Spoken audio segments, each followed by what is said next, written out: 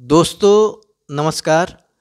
कल bitter cold पे एक वीडियो बनाने के बाद आज बिटर कोल्ड का ही जो हिस्सा है कोल्ड वेव्स, यानी जब कड़ाके की ठंड होती है तो कोल्ड वेव्स यानी शीतलहर चलती है। तो आज शीतलहर पर केंद्रित कुछ सेंटेंसेस आपके सामने लेकर आया हूँ। एक आध सेंटेंसेस आपको थोड़े लंबी पंक्ति हो सकती है, लेकिन आप उसको पॉज करके देखेंगे और सीखेंगे तो बहुत ही ब्यूटीफुल लाइंस हैं। तो आप प्लीज़ इसको सीखिए और यूज़ कीजिए। आप स्पीकिंग में इसको यूज़ कीजिए अपने दोस्तों के साथ, अपने फैमिली मेम्बर्स के साथ, अपने भाई बहनों के साथ।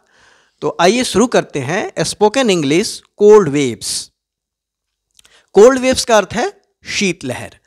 तो पहला सेंटेंस जो है, cold waves intensifies in Kashmir as mercury dips या ड्रॉप्स आफ्टर स्नोफॉल।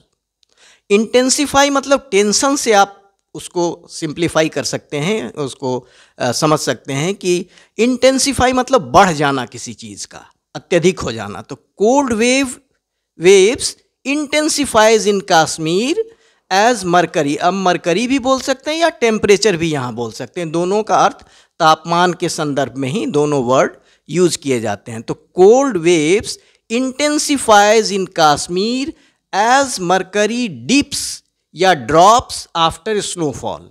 बर्फबारी या हिमपात के बाद कश्मीर में तापमान नीचे आ गया है और इसने शीतलहर को बढ़ा दिया है। इंटेंसिफाइज कर दिया है मतलब बढ़ा दिया है। तो हम उसको कैसे बोलेंगे? Cold waves intensifies in Kashmir as mercury dips after snowfall. एक दूसरा सेंटेंस देखते हैं। टेम्परेचर या मरकरी दोनों एक ही है, तापमान के संदर्भ में आप दोनों वर्ड यूज कर सकते हैं।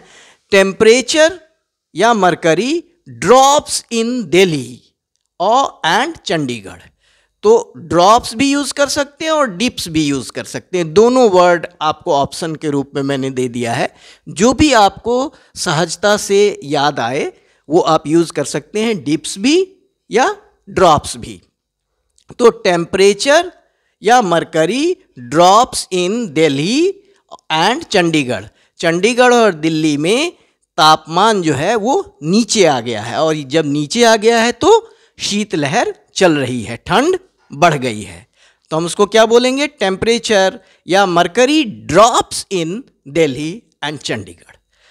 अब एक तीसरा सेंटेंस है, there is no respite in cold in coming days.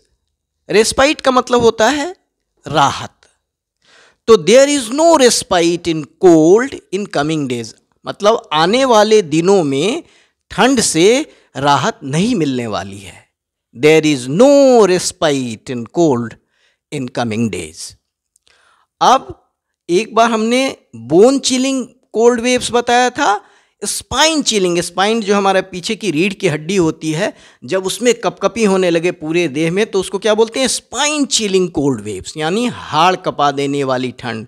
उसको बोन चिलिंग भी बोल सकते हैं, स्पाइन चिलिंग भी बोल सकते हैं। तो दोनों वर्ड आपके ऑप्शन के रूप में हैं। दोनों को सीखिए और यूज़ कीजिए तो आप इंग्लिश अच्छी बोल पाएंगे। खासकर अभी जो मैं बता रहा हूँ, जो ठंडेपन का एहसास है, कोल्ड वेव्स का एहसास है या बिटर कोल्ड का एहसास है, उसको आप बहुत ब्यूटीफुली लोगों के सामने इंग्लिश में एक्सप्रेस कर पाएंगे। नीचे एक अंतिम पंक्ति देखते हैं, cold waves heating UP and Bihar. ये मैंने पहले भी बताया है, लेकिन एक बार और फिर इसको मैंने लिख दिया कि cold waves heating UP and Bihar. Bihar और यूपी में शीतलहर चल रही है। उस समय बिटर कोल्ड मैंने दिया था, bitter cold heating UP and Bihar. अभी मैंने cold waves heating UP and Bihar लिख दिया। इस तरह से मैंने आज कोल्ड वेव्स के ऊपर यानी ठंड के ऊपर फिर 5 सेंटेंसेस मैं आपके सामने लेकर आया। आप प्लीज़ वीडियो, पहला वाला सेंटेंस थोड़ा सा लंबा हो गया है, थोड़ी सी पंक्ति लंबी हो गई है, तो आप इसको प्लीज़ पॉज करके देखिए। इंटेंसिफाइज को आप एक बार फिर से सुन लीजिएगा। और कोल्ड वेव्स और मरकरी जो तापमान और टेम्परेचर दोनों एक ही संदर्भ में हम यूज़ करते हैं, तापमान के संदर्भ में। तो इन 5 सेंटेंसेस को आप सीखिए और अपने दोस्तों, मित्रों, भाई बहनों के साथ बिल्कुल ज़रूर बोलिए, बेझिझक बोलिए, तभी आप अच्छी इंग्लिश धीरे धीरे बोल पाएंगे। और अगर आपको मेरा वीडियो पसंद आए तो आप प्लीज़ इसको लाइक ज़रूर कीजिए, आप सब्सक्राइब भी कीजिए, अपने मित्रों के साथ इसको शेयर भी कीजिए। मैं और अच्छे अच्छे कंटेंट लेकर आऊँगा, और अगर कुछ कमी लगती है तो प्लीज़ कमेंट करके हमारा मार्गदर्शन कीजिए, हम उस दिशा में भी अपने आगे कंटेंट को ले जाएंगे। तो बहुत बहुत आभार, बहुत धन्यवाद।